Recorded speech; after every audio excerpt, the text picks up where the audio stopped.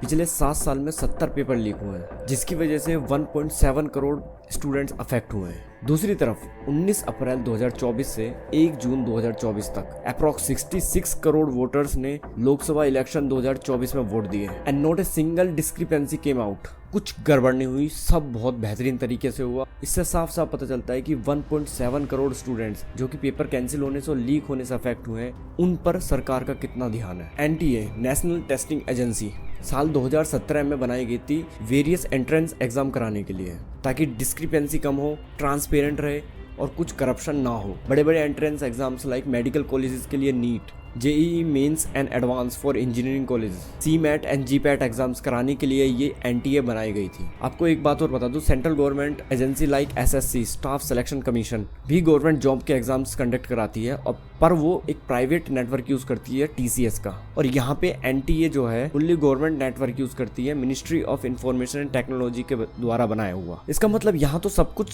सरकार के हाथ में है, फिर भी इतनी डिस्क्रिपेंसी क्यों है एग्जाम में। वहीं दूसरी तरफ एसएससी के एग्जाम में है इससे बहुत कम। साल 2017 में पेपर लीक का केस आया था एसएससी पे, और उसके बाद आज तक कोई पेपर लीक का केस नहीं आया। तो इसका क्या मतलब है कि हमारे पास जो प्राइवेट नेटवर्क है वो ज्यादा एफिशिएंट है या फिर गवर्नमेंट के बनाए हुए नेटवर्क एफिशिएंट है। ऑफ कोर्स इससे तो साफ पता चलता है कि गवर्नमेंट के बनाए हुए नेटवर्क में दिक्कत है, प्रॉब्लम है। नीट एग्जाम के फॉर्म फिलअप करने का प्राइस है 1600 for general category and approx 384 crore पैसे आए हैं फॉर्म फिल करने के बाद। गवर्नमेंट ऑफ इंडिया से एक स्टेबल नेटवर्क नहीं बनाया जा रहा जिससे वो एफिशिएंटली एग्जाम कंडक्ट करा सके। वहीं दूसरी तरफ एसएससी सीजीएल जैसे एग्जाम, जहां 2023 में अप्रॉक्स 34 लाख फॉर्म भरे गए थे, अप्रॉक्स 34 करोड़, बट वहां सिंगल डिस्क्रिपेंसी नहीं आई। 34 लाख फॉर्म भरे गए थे सिर्फ और सिर्फ 34 करोड़ रुपीज के, 100 रुपीज पर फॉर्म। वहां पे सिंगल डिस्क्रिपेंसी नहीं आई एग्जाम में, और वो एफिशिएंटली कंडक्ट कराया गया। और लगभग 99% एग्जाम वो अच्छे कंडक्ट करा लेती है बिना डिस्क्रिपेंसी के।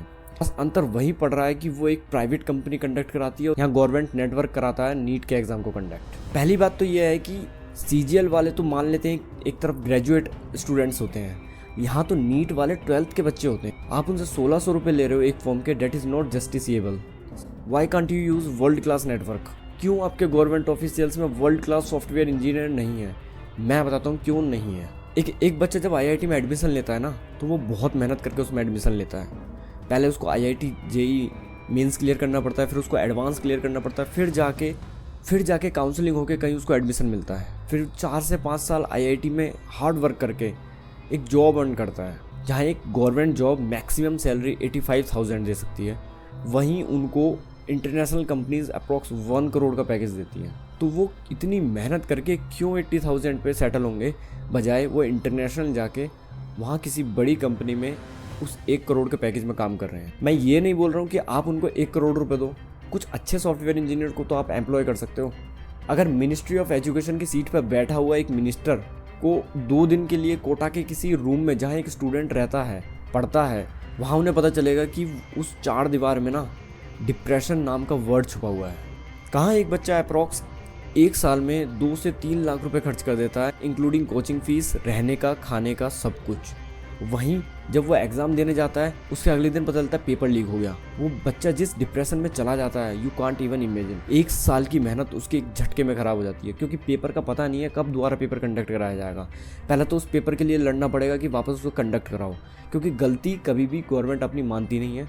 एनटीए कभी अपनी गलती नहीं मानेगी जब तक उसको सुप्रीम कोर्ट डायरेक्ट बोल ना दे।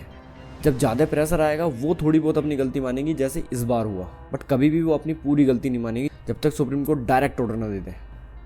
और सुप्रीम कोर्ट इतनी आसानी से ऑर्डर नहीं देता सेंट्रल गवर्नमेंट एजेंसीज को।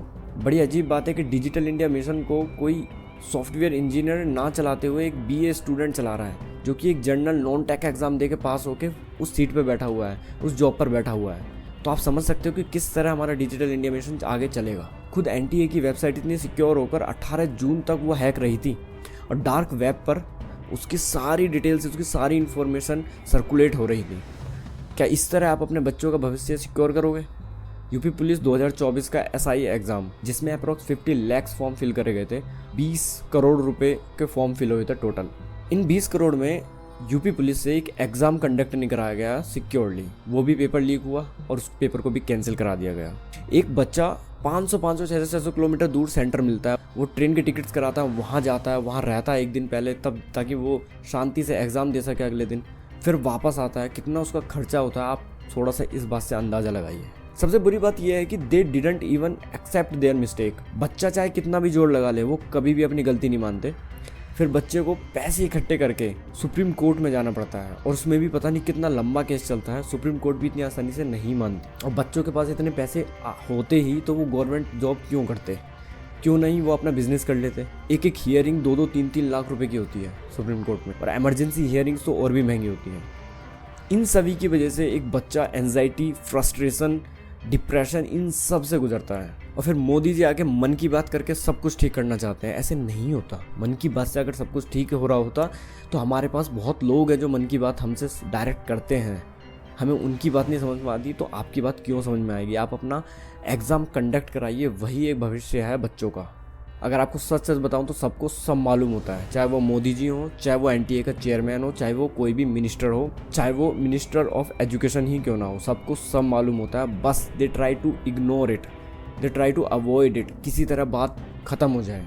अपनी पॉलिटिकल पार्टी की जो परछाइयाँ उस पर आँच नहीं आनी चाहिए, बस वो ये चाहते हैं। They can do anything for it. अगर इस वीडियो से आप सहमत और मानते हो कि कुछ ना कुछ गड़बड़ है सरकार की एग्ज़ाम कंडक्टिंग बॉडीज़ में, please comment down your views. And मिलते हैं हम अपनी नेक्स्ट वीडियो में। Thank you and have a nice day.